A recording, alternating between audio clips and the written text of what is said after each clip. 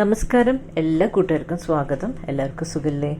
ഇന്ന് നമ്മളൊരു നോമ്പ് കഞ്ഞിയാണ് ഉണ്ടാക്കുന്നത്. വളരെ സ്പെഷ്യലായിട്ടാണ് ഇത് ഉണ്ടാക്കിയിട്ടുള്ളത്. അപ്പോൾ ഇതെങ്ങനെ ഉണ്ടാക്കിയിട്ടുള്ളതെന്ന് നമുക്കൊന്ന് കണ്ടു നോക്കാം.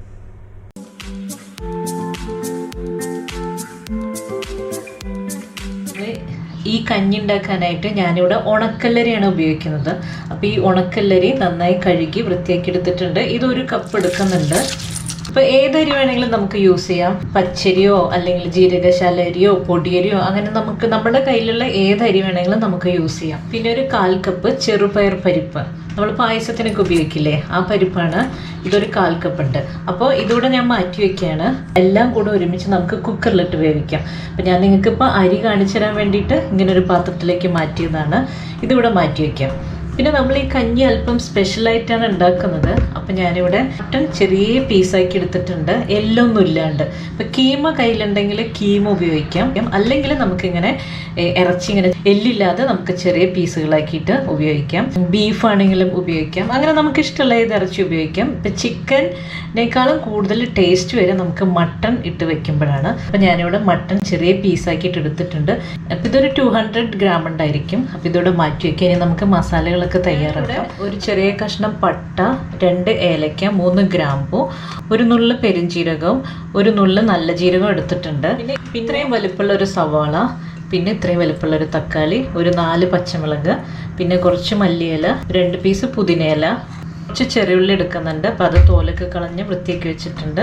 പിന്നെ ഒരു ചെറിയ കഷ്ണം ക്യാരറ്റ്, പിന്നെ കുറച്ച് ബീൻസ് എടുത്തിട്ടുണ്ട്. ഇതൊക്കെ ഓപ്ഷനിലാണ്, വേണമെങ്കിൽ ഇട്ടാൽ മതി കേട്ടോ. പിന്നെ കുറച്ച് ഇഞ്ചി വെളുത്തുള്ളി പേസ്റ്റ്.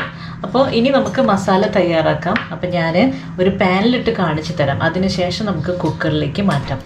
പാൻ ചൂടായിട്ടുണ്ട്. നമുക്ക് കുറച്ച് വെളിച്ചെണ്ണ ഒഴിച്ച് കൊടുക്കാം. വെളിച്ചെണ്ണയിലായിട്ട് ഉണ്ടാക്കുന്നത്. ഏത് എണ്ണ വേണമെങ്കിലും യൂസ് ചെയ്യാം കേട്ടോ. അപ്പോൾ ഈ പട്ട, ഗ്രാമ്പു, ഏലക്ക, പിന്നെ നല്ല ജീരകവും പെരുംജീരകം ഇട്ട് കൊടുക്കുന്നുണ്ട്. ചെറിയുള്ളി ഇട്ട് കൊടുക്കുക, സവാള ഇട്ട് കൊടുക്കുക.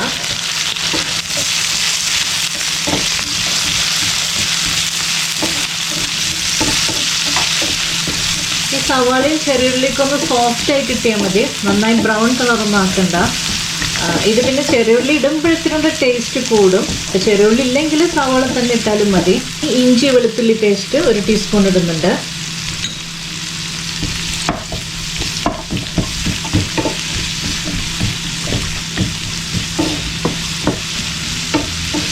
ഒരു 4 പച്ചമുളക് നടുകീറിടുന്നുണ്ട്.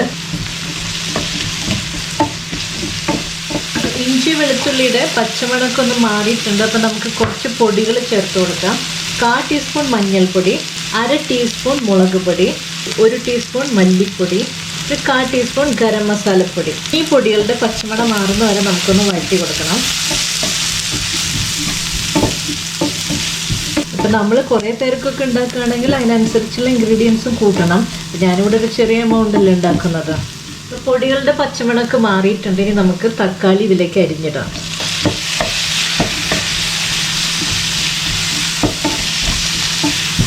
ഇനി ഇറച്ചിയിലേക്ക് ഇട്ട് കൊടുക്കണം. ഒരൊറ്റ തവണ കുക്കറിലിട്ട് ചെയ്യാം കേട്ടോ. പക്ഷെ ഞാനിവിടെ നിങ്ങൾക്ക് കാണിച്ചു തരാൻ വേണ്ടിയിട്ടാണ് പാനിലിട്ട് ചെയ്യുന്നത്. കുക്കറിൻ്റെ ഉൾഭാഗം നമുക്ക് ശരിക്കും കിട്ടിയില്ലെങ്കിലോ എന്ന് വിചാരിച്ചിട്ടാണ്. അപ്പോൾ ഈ ഇറച്ചിയുടെ ടെക്സ്ചർ മാറുന്നവരെ നമുക്കൊന്ന് വഴറ്റി കൊടുക്കാം.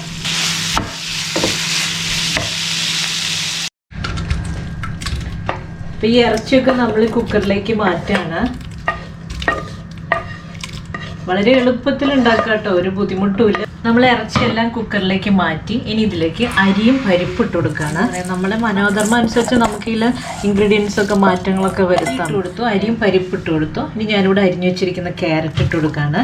ബീൻസ്, ഇഷ്ടമുള്ള പച്ചക്കറികളൊക്കെ യൂസ് ചെയ്യാം. മല്ലിയില ഇട്ട് കൊടുക്കുകയാണ്. 2-3 പുതിന. ആവശ്യത്തിനുള്ള വെള്ളം ഒഴിച്ചു കൊടുക്കണം.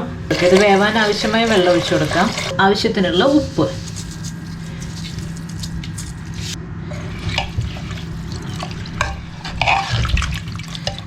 കുറച്ചും കൂടെ വെള്ളം ഒഴിച്ചു കൊടുക്കുന്നുണ്ട്.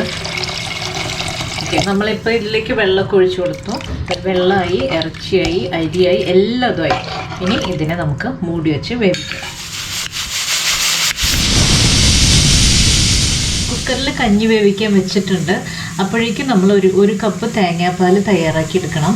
അപ്പോൾ ഇത് നമുക്ക് ലാസ്റ്റ് വേണ്ടത്. അപ്പോൾ ഇതോടെ നമുക്ക് മാറ്റി വയ്ക്കാം. നമുക്ക് കുക്കർ തുറന്ന് നോക്കാം. ഇപ്പോൾ ഒരു വിസിൽ വന്നപ്പോഴേ ഞാൻ ഫ്ലെയിം ലോ ആക്കിയിട്ടുണ്ടായിരുന്നു. അതിന് ശേഷം 3 വിസിലടുപ്പിച്ചു. ഇപ്പോൾ എല്ലാ ആവിയും പോയതിന് ശേഷമാണ് നമ്മൾ തുറക്കുന്നത്. നമ്മുടെ കഞ്ഞി എന്തായാലും നോക്കാം. അരിയൊക്കെ വെന്തിട്ടുണ്ട്. ഞാൻ വീണ്ടും ഫ്ലെയിം ഓൺ ആക്കിയിട്ടുണ്ട്. അപ്പോൾ ഇതാ ലോയിലിട്ടിരിക്കുന്നത്, പക്ഷെ എന്നാലും ഇങ്ങനെ കിടന്ന് തിളയ്ക്കുന്നുണ്ട്. അപ്പോൾ ലാസ്റ്റ് ഞാനിതിലേക്ക് തേങ്ങാപ്പാൽ ഒഴിക്കുകയാണ്. 1 കപ്പോളം ഒഴിക്കുന്നുണ്ട്.